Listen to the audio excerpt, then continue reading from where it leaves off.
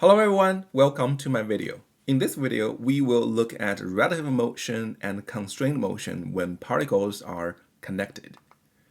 So far, we have been dealing with absolute motions using absolute coordinate frames or absolute coordinate systems.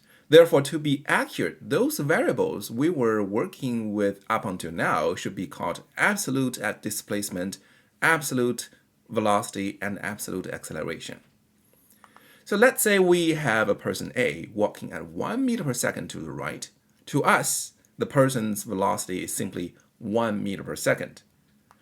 What if another person B is passing by and the slower person A is interested in how much faster this person B is running? Right? The absolute value is 4 meter per second, absolute velocity for the person B is 4 meter per second, but to A, this value will be different. This is where relative motion comes in. We will set up relative reference, and all variables we calculate will become relative values. We'll first define a positive direction. Normally, it's a right and up as defined positive. Since the velocity is a vector, we can move the two velocities by connecting their tails. This gives us OA vector is 1 and OB vector is 4. To calculate the difference between A and B from the vector perspective, we will get vector AB equals to OAB vector, vector AB equals to OB vector minus OA vector equals to 3 meter per second. Therefore, we can say that from A's perspective, B is moving away at 3 meter per second. Although the absolute velocity of B is still 4 meter per second, it just seems to A B is running away at 3 meter per second. Or, from B's perspective, A is moving away at negative 3 meter per second, because from B's perspective, A is slower. I hope all of the above so far sounds intuitive enough or even a little bit easy, because the entire relative motion concept is built on this simple yet can be very complicated concept. Apparently, since we are talking about relativity, there has to be more than one perspective. From A's perspective, B is moving away at 3 meter per second.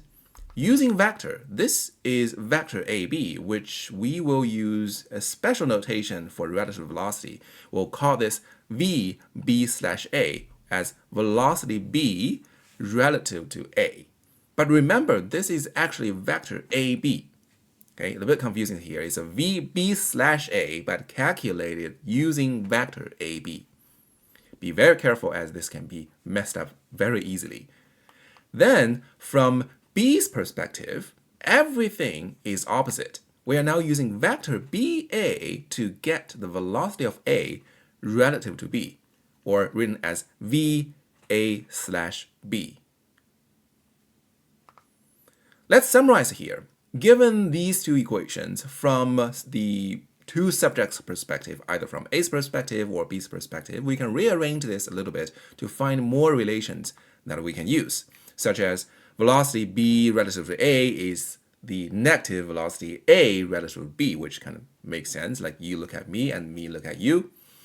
VA is VB plus VA relative to B, and VB is VA plus VB relative to A. It's probably easier for you to read than I say it. By now, we have only looked at the velocity.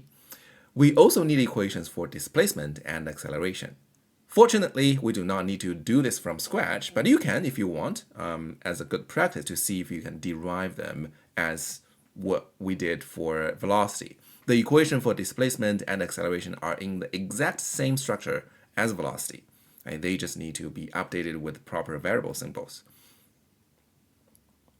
In the previous example, I used rectilinear motion to demonstrate the concept, but you should know that since we are dealing with vectors, VA and VB, they do not need to be parallel. They can be anywhere.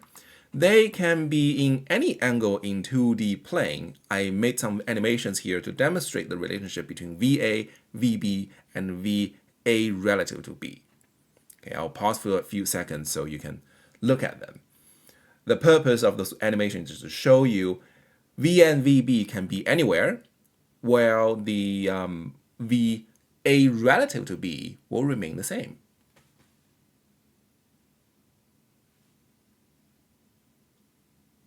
As you probably noticed in the title, in the bracket, translating axes, the relative motion concept that we looked at so far can be applied to explain the translating axes concept. We can still have a fixed origin O with the capital X and capital Y as our Cartesian coordinate system. When we are interested in the motion of A relative to B, we are essentially setting up a new reference system with the origin on B itself. So the origin on B is moving because B is moving. Then we will calculate vector RA and vector RB, which measures from the fixed origin O, the lower left, then calculate R vector A relative to B, from B to A. Since the second reference frame we set up is on B, it is moving. This is why we call it the translating axis. I'm only demonstrating using the displacement as an example, but this applies to velocity and acceleration in the same way. So you can try this on your own to see if it makes sense to you as a practice. When you are dealing with relative motion problems, the general strategy is to clearly identify those values provided to you. Which one is absolute value, which one is relative value. There will be clear wording about this. I'm not interested in playing word games with you, so I will be super clear if I'm setting up any problems regarding this. Then you need to clearly recognize what is the final value you're looking for. Is it A relative to B or B relative to A? Most of the time, you can draw the vector diagram, which can help you tremendously from time to time, trust me. Lastly, you can still break up complex problems into x and y directions and work using the unit vector I and j to solve them separately and combine them later on. Let's look at constraint motion. When there are two or more objects are connected together, either by a simple rope or a rigid bar, when they move or one of them move, they are considered having constrained motion. In order to analyze constraint motion, we need to identify two things at the beginning, the fixed and the unfixed. The fixed is referring to the total rope length, right? No matter what happens, the rope connecting the two particles or two objects will always be a constant, right? So the total rope length will remain constant. That's a fixed. The unfixed or flexible part is the partial rope length associated with each object. Right, looking at the diagram here on the right, that's the x component and y component on the vertical. Right? These two components will change as our AB moves up and down and left and right. After we identify the fixed and unfixed, we can then set up the equation, and we will look at how to do this on the next few slides. So the total length here can be considered. Since the total length is a fixed value, we'll call it L, and the total length is made of multiple parts throughout the system from left to right. They are X, the little part contacting the wheel here, the quarter of 2 pi r, and then Y, and then half of the wheel, that's the rope, and then Y again, and then the B. Okay, so after identifying those variables, we can then add them all together, right, which gives us the full equation to represent the total length L. Again, this whole equation remains constant because it's equal to L. L is a constant. Rearrange a little bit to tidy up the equation. After that, we can take the derivative on both sides. For those constants, including L, the derivative will be 0. Therefore, we ended up with x dot and y dot, the velocity relationship between x and y. And its second derivative, you know that already, the acceleration relationship between x and y, x double dot and y double dot. When I say x and y, this is essentially representing A and B, right? Because X is associated to A and Y is associated to B. One thing I want you to pay attention to is the positive direction on the graph. it is common to set up the positive direction towards the end object. Right? So setting up the datum here, the positive direction is towards A. Set up the datum here, the positive direction, set up the datum here, the positive direction towards B. And this is just conventionally convenient. You can set up the other way, but this, trust me, would be the most intuitive way to set it up. Right? The reason for this setup is this can intuitively tell us whether the object is moving away, which is decreasing length, or moving close, right, with decreased length. So we'll use a quick example here to demonstrate how to use this equation here. Suppose A is moving to the right, which is against the defined positive direction. Therefore, VA is negative 2 meters per second.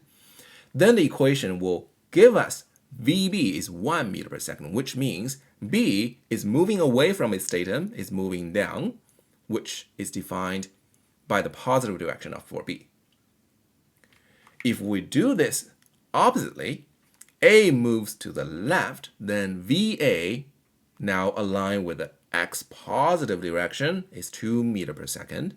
Then VB, by the equation, will become negative 1 meter per second. This tells us B is moving up. In this case, we only have two objects. When there are only two moving objects, we end up with an equation with two variables. In this case, we say that we have 1 degree of freedom. What this means is that one variable is free to change and the other variable is depending on it. With 1 degree of freedom, of course, there is a 2 degree of freedom or more than 2, but we are only interested in either 1 or 2, most of the case. In this case, for the 2 degree of freedom, we have 3 moving objects. Following the same procedure to establish the total length equation, note we have 2 ropes, so instead of 1, right, there is a 1 rope connecting here and another rope connecting here. So we have 2 ropes that remain constant for its total length. After taking derivatives, for these 2 degree of freedom system, we will end up with a set of different equations. Right? Why is it called 2 degree? Because one object moves, then the other 2 has to move with it. So we call this 2 degree of freedom. After taking derivatives, for this 2 degree freedom system, we will end up with a set of different equations. We'll have 2 equations instead of 1.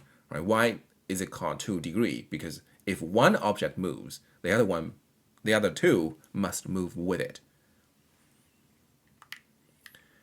In the list of recommended readings here for sample problem 2/15, only solution 1 is required for you to know. Okay? Thanks for watching. I'll see you next time.